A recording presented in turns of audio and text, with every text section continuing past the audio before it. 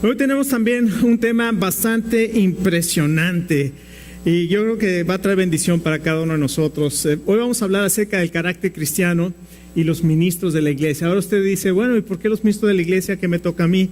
Bueno, la palabra ministro es un servidor y déjeme decirle que Dios nos ha llamado a servir a todos nosotros. El Señor Jesucristo dijo, yo no he venido a que me sirvan, he venido a ¿qué? A servir y a dar mi vida en rescate por muchos. Así es que este mensaje es para cada uno de nosotros en esta mañana. Así es que esta carta a Timoteo que hemos estado estudiando es muy importante para la iglesia. ¿Por qué es importante para la iglesia? Bueno, porque estamos viendo unos tiempos donde desgraciadamente las iglesias se están apartando de la fe. Ahora usted dice, ¿cómo que de la fe? Si yo escucho que muchas iglesias hablan de la fe.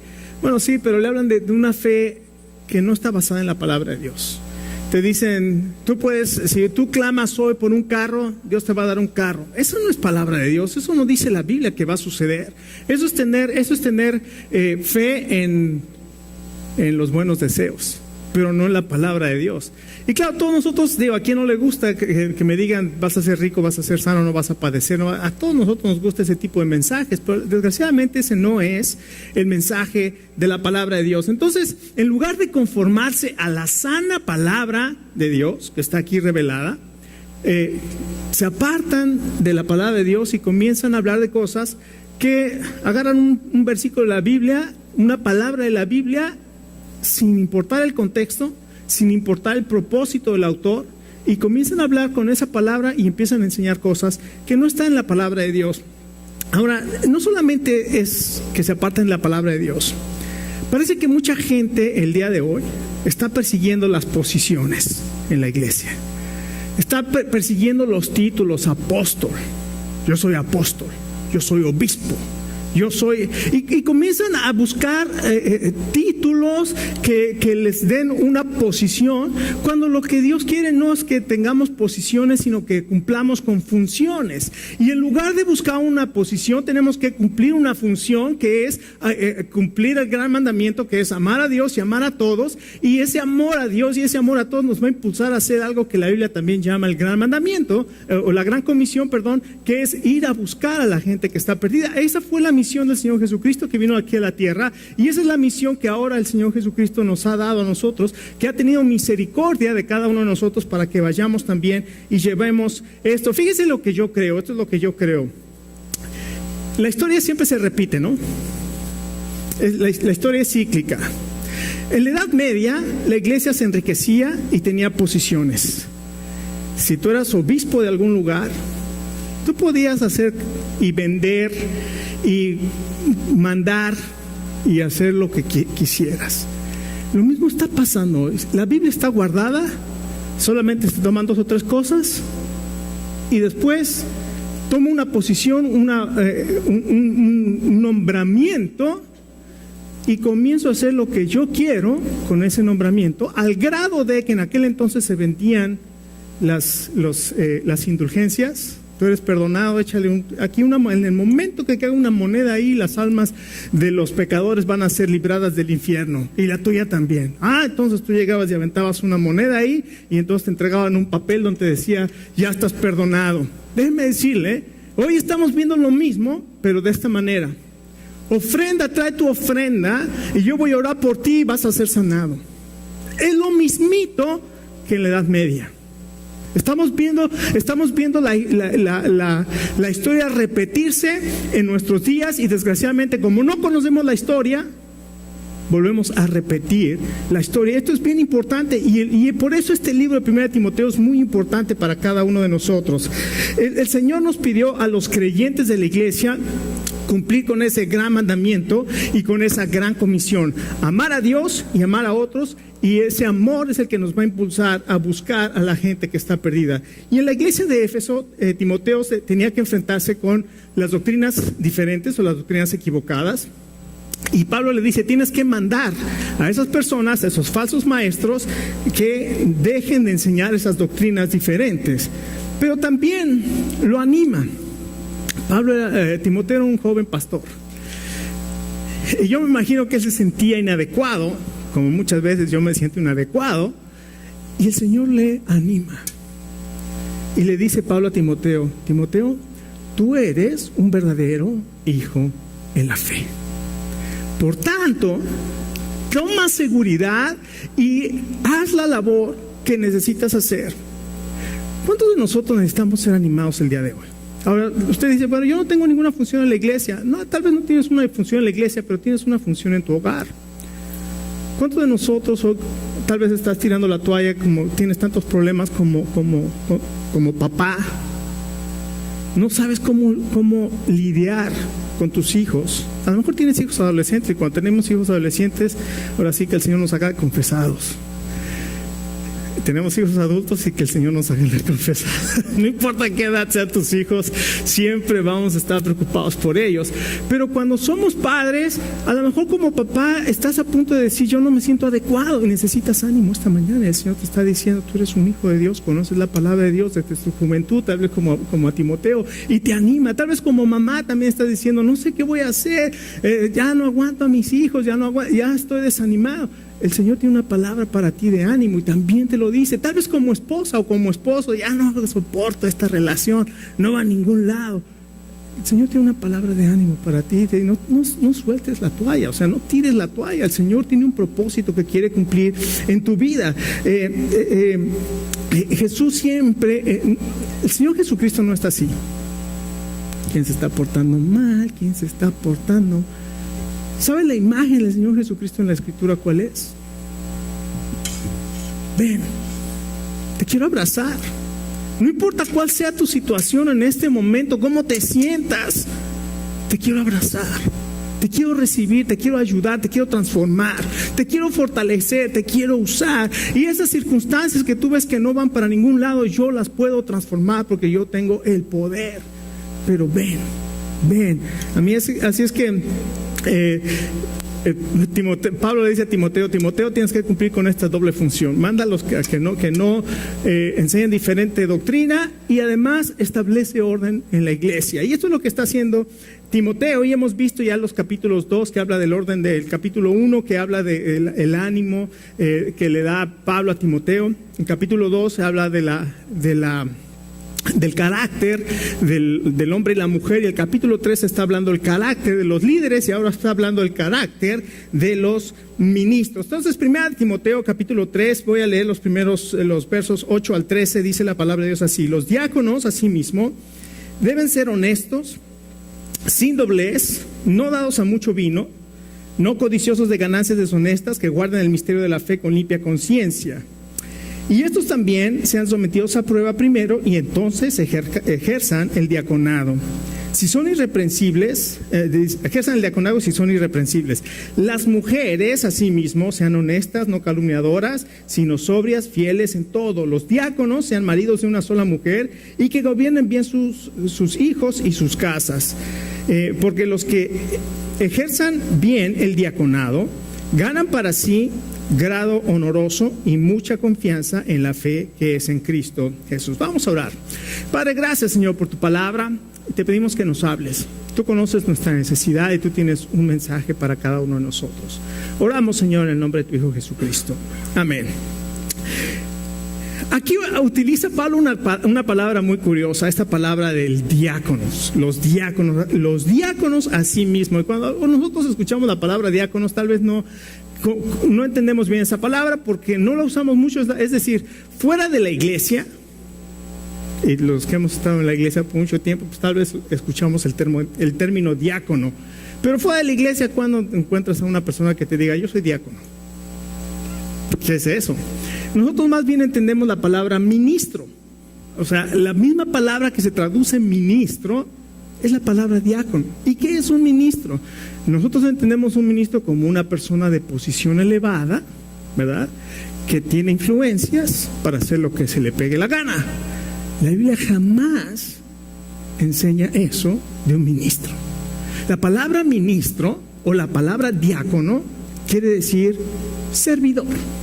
Es un servidor. Así es que si es un ministro, pídele que te vaya a traer una Coca-Cola, esto que tienes. No, sí, no es para tanto. Pero se trata de un servidor, es una persona que está al servicio de las personas. Y en el Nuevo Testamento la palabra diácono se utiliza en dos sentidos. El primer sentido es un sentido general, es un sirviente, es un siervo. A veces sirviente se oye despectivo, pero es un siervo. ¿En qué sentido? Por ejemplo, en las bodas de Caná, cuando el Señor Jesucristo viene a la boda, ¿se acuerdan que se acabó el vino? Y la Virgen María, o la madre del Señor Jesús, vino y le dijo a Jesucristo que se había acabado el vino. Y fue y les dijo a los sirvientes. ¿Quiénes eran? Los diáconos, los ministros. Fue y le dijo a los sirvientes. Entonces se usa en una manera general de un sirviente. También en Romanos se refiere a los magistrados, a los que están en el poder del gobierno, se refieren como ministros, como servidores, como diáconos. Pablo también dice que él ha sido hecho ministro o un servidor o un diácono del evangelio. El Señor Jesucristo en Romanos 15:8 dice que Jesús fue un diácono, un servidor, un ministro del pueblo judío, de la circuncisión, así dice Romanos 15:8. Entonces, en un sentido general es un servidor. Y en un sentido también se utiliza la otra forma en que se utiliza la palabra diácono es en un sentido, o darle como un oficio, es decir, una función en una iglesia. Y en este caso, en el capítulo 6 del libro de los Hechos, hay un conflicto en la iglesia, uno de los primeros conflictos que hay en la iglesia. Si usted creía que las iglesias están libres de conflictos, lea la Biblia y va a encontrar ahí luego el conflicto en la iglesia. Había ahí algunas personas que decían que las mujeres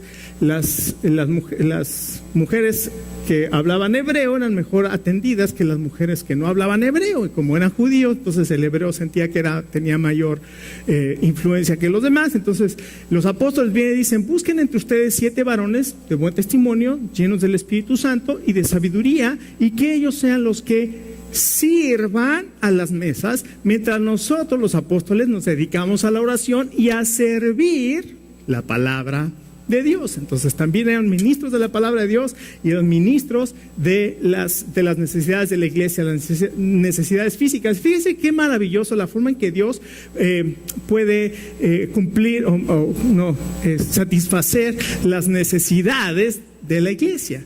Tiene los que sirven la palabra de Dios, que son los ancianos, los pastores o los obispos, y tiene los que atienden las necesidades físicas, que hay que las finanzas, que la luz, que el servicio, que los instrumentos, que la música, que todo. Tiene servidores que atienden estas necesidades físicas. Ahora, lo importante para una iglesia es poder reconocer qué personas Dios ha levantado como ministros, es decir, como servidores en la iglesia, con la función de diaconado, porque todos somos servidores. Entonces, lo importante, y la iglesia es responsable, esto es bien interesante, la iglesia es responsable de reconocer, porque la iglesia nunca elige, pero la iglesia reconoce al que Dios ha levantado y que ha llamado para la función del diaconado.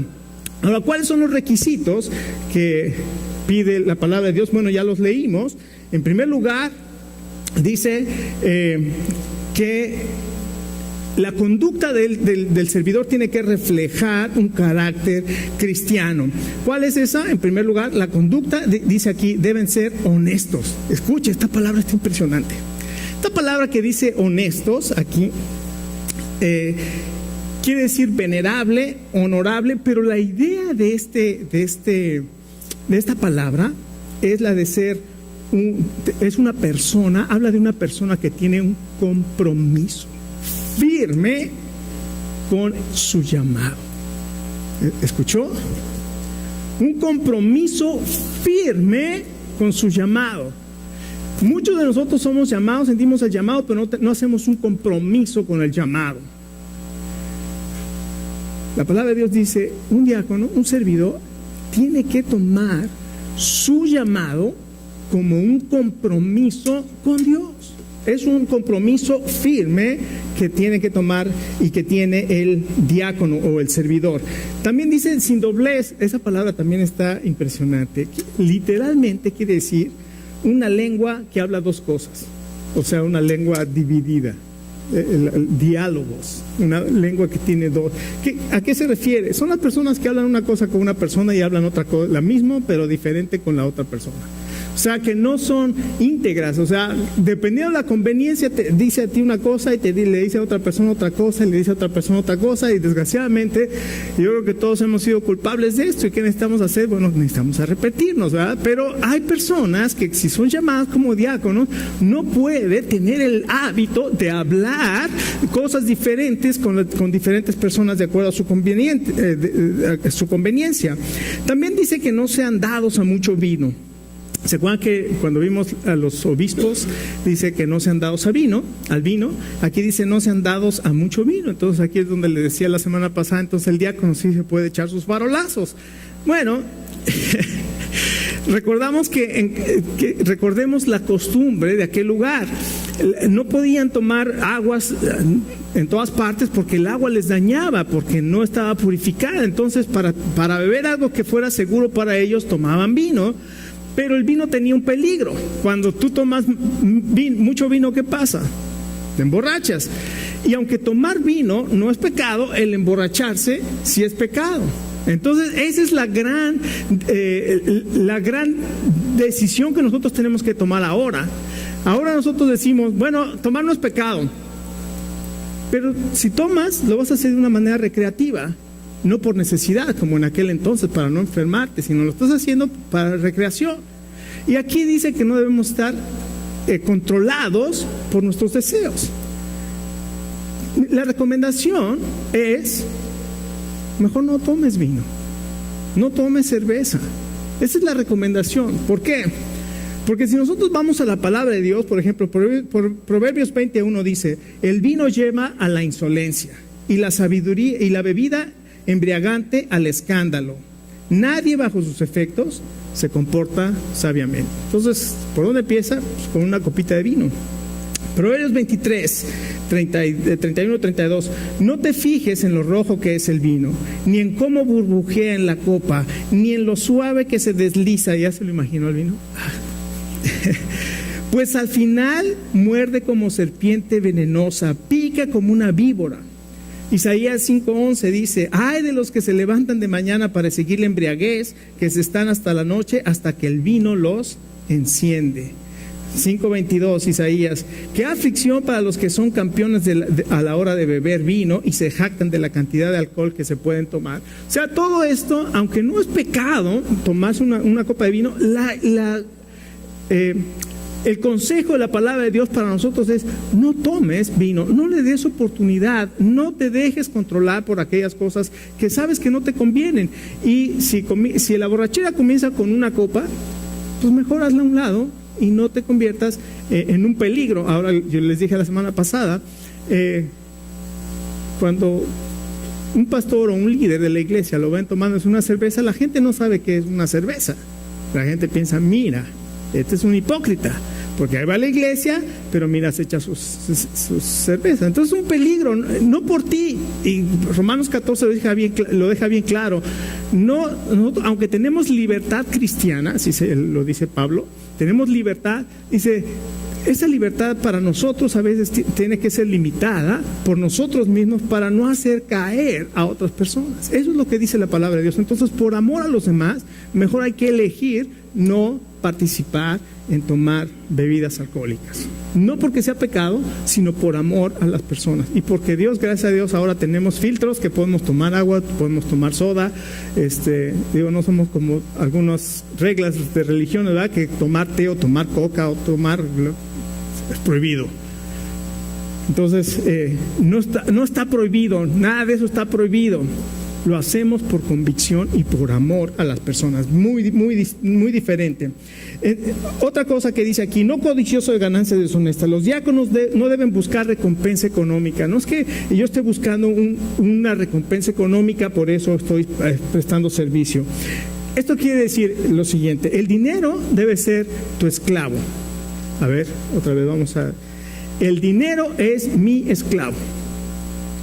No, yo soy el esclavo del dinero. Una manera sencilla de saber si eres esclavo del dinero. ¿Te molesta dar?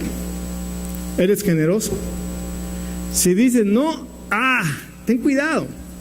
La cura, ¿sabes cuál es? Da. Cuando comienzas a dar, te das cuenta que ya el dinero no te controla, sino que ahora tú puedes controlar el dinero. Dice también marido de una sola mujer, lo mismo que la semana pasada, está hablando de fidelidad a su esposa. Y esto es bien importante, y la semana pasada no lo dije, pero es bien importante. Tanto el obispo como el diácono y como cada uno de nosotros tenemos que poner a nuestra familia como prioridad. Antes que el trabajo en la iglesia, mi prioridad es mi familia. Si pongo la prioridad, ¿se acuerdan cuál es la prioridad 1? Mi relación con el Señor, la oración. Y entonces, ya partiendo de ahí, mi número 2, ¿quién creen que es? Dice el casado, pues mis hijos, ¿no? Tu esposa o tu esposo. Tu prioridad. Tus hijos es número 3, vámonos. Tus hijos son número 3. ¿Por qué? Porque recuerda que lo que estamos haciendo con nuestros hijos es prepararlos para que ellos adoren a Dios y para la adultez. O sea, ellos van a ser adultos, y así como tú un día te casaste y te fuiste de tu casa y te uniste a tu esposa o a tu esposo, ellos también se van a casar, se van a unir a su esposo y a su esposa, y ahí terminó tu trabajo. Y si durante ese tiempo que estuvieron creciendo tú te olvidaste de tu esposo o de tu esposa para estar con tus hijos, te vas a hacer un completo desconocido de tu esposo, y cuando ellos se vayan tú vas a sentir ¿qué pasó? ¿Dónde estoy? Vivo con un desconocido, y muchos divorcios vienen con el nido vacío. Conócete con tu esposo. Obviamente eso no quiere decir que vas a descuidar a tus hijos. Primero cuidas tu casa y cuidas tus hijos y tu matrimonio, y después cuidas también a tus hijos. En segundo lugar, no nada más entonces es el carácter o la conducta mostrada, sino también el carácter probado en el verso 10. Escucha, la conducta es lo que la gente ve en ti y cree que eres. ¿Ok? La conducta tiene que ver con aquellas cosas externas que la gente ve y cree que eres. El carácter es lo que eres. Eso ahí la gente te vea o no te vea, ese es tu carácter. Y escucha, cuando tu carácter y tu conducta son diferentes, la gente vive con serios problemas de identidad.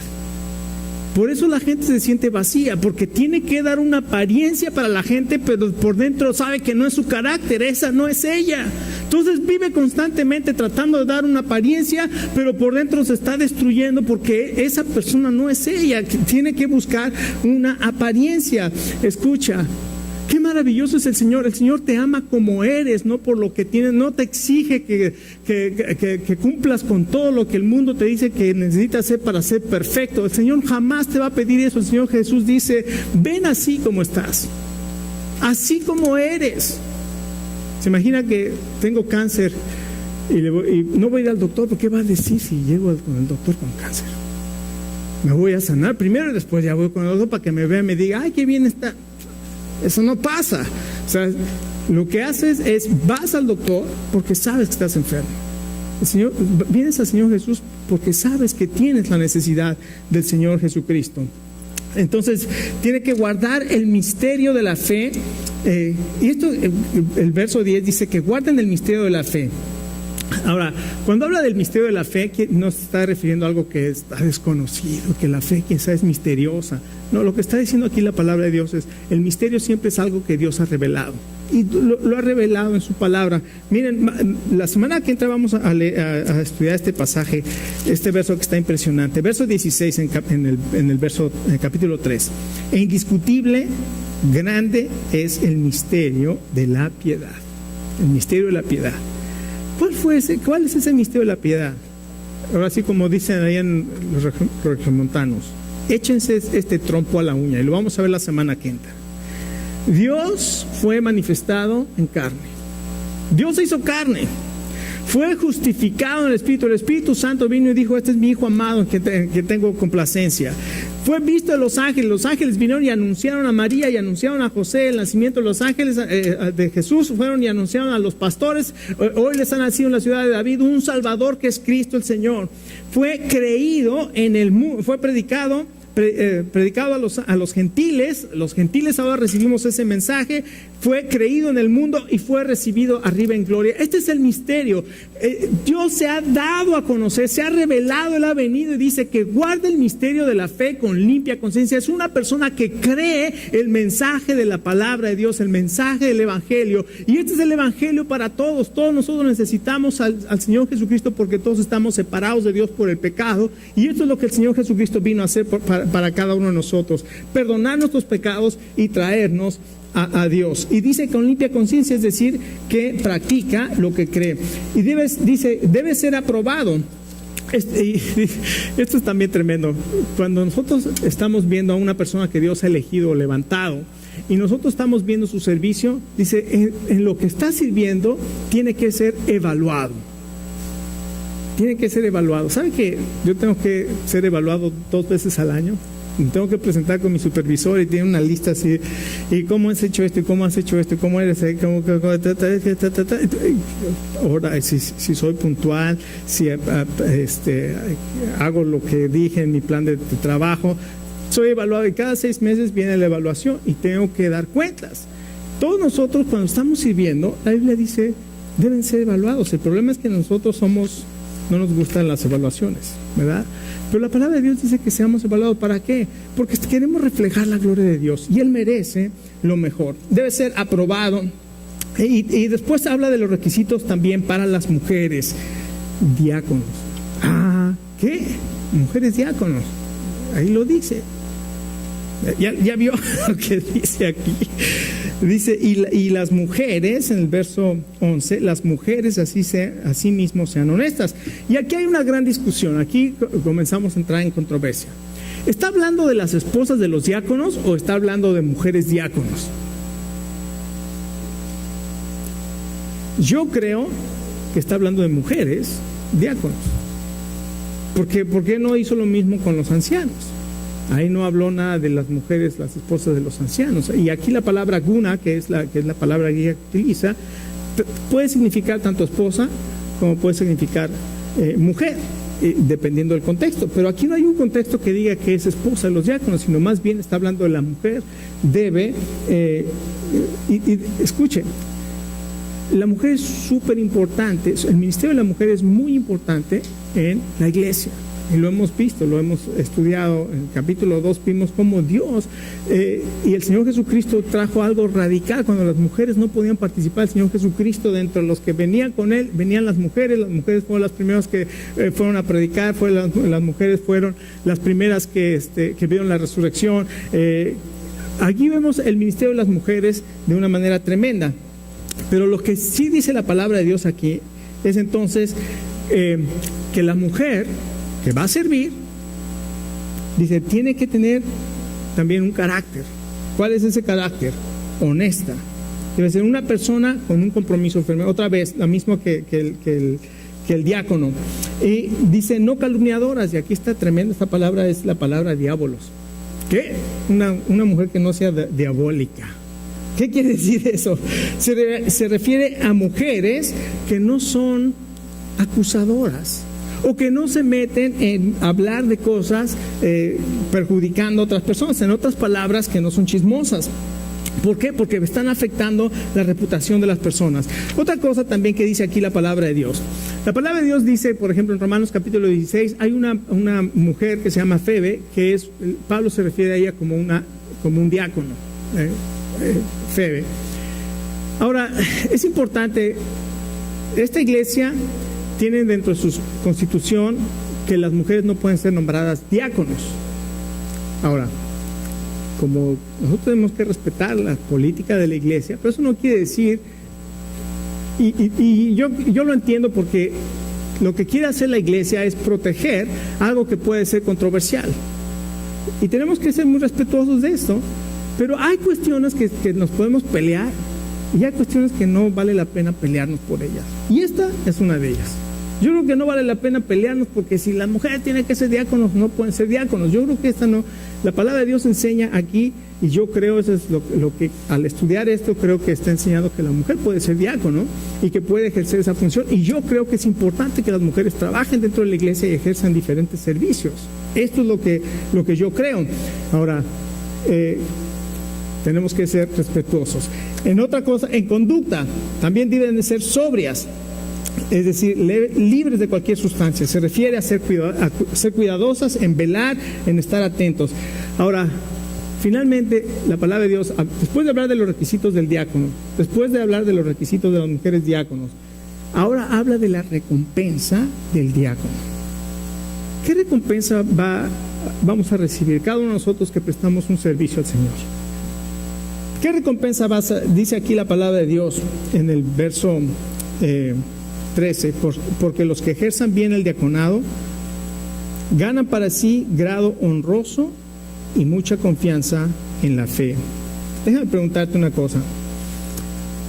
¿Tú crees que vas a ser grandemente recibido y apreciado por la gente cuando estás ejerciendo tu servicio? Pensémosla. Vamos a ser grandemente apreciados y la gente nos va a ver y va a decir, ah, mira este hermano, qué bien. O más bien, no. ¿Saben que nosotros trabajamos para que la gente nos reconozca? Pero el que no es deudor de nadie, ¿quién cree que es? Dios no es deudor de nadie. Y cuando nosotros trabajamos, estamos trabajando para el Señor, y el Señor no es deudor de nadie, y el Señor es el que va a darnos a cada uno de nosotros nuestra recompensa. La palabra de Dios dice que el Señor que ve en lo secreto te va a recompensar en público. No solamente gran apreciación, sino también gran confianza. Esta palabra también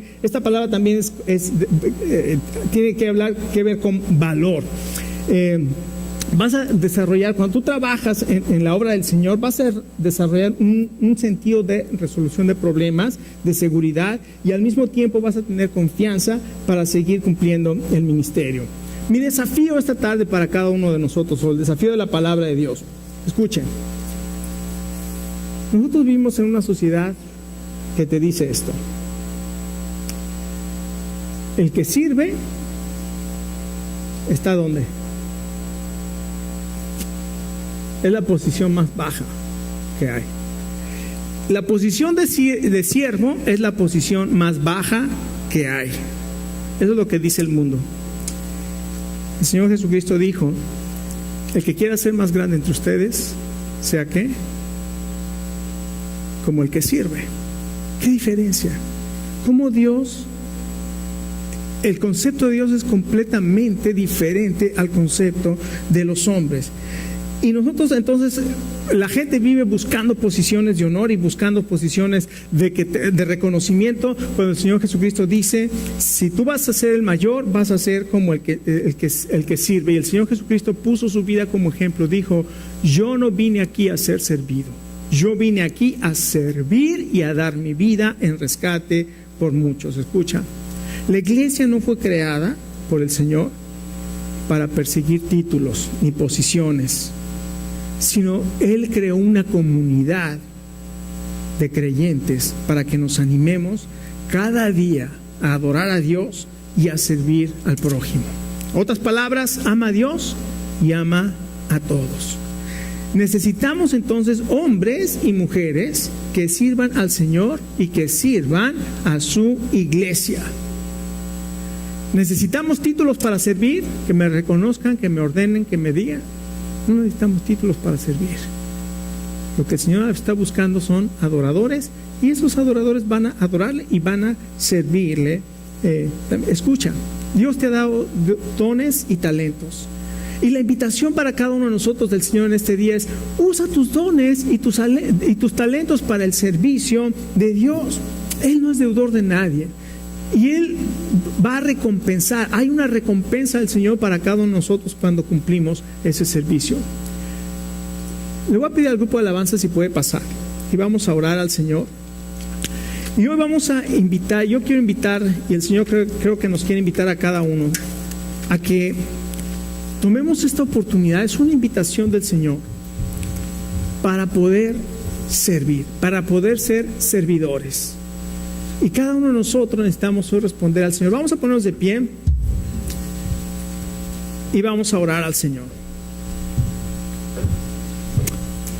Padre, queremos darte gracias en esta mañana, porque tú nos llamas para ser servidores. No nos has llamado, Señor, a buscar posiciones. No nos has llamado, Señor, a buscar aquellas cosas que no te agradan a ti, Señor. Lo único que tú estás buscando es personas que te adoran en espíritu y en verdad, y que es parte de esa adoración es un compromiso de servicio, porque estamos aprendiendo, Señor, que tú nos has llamado a servir para la gloria de tu nombre, para la extensión de tu reino. Señor, a cada uno de nosotros nos has dado dones y talentos, y Padre, queremos ponerlos en esta mañana delante de ti.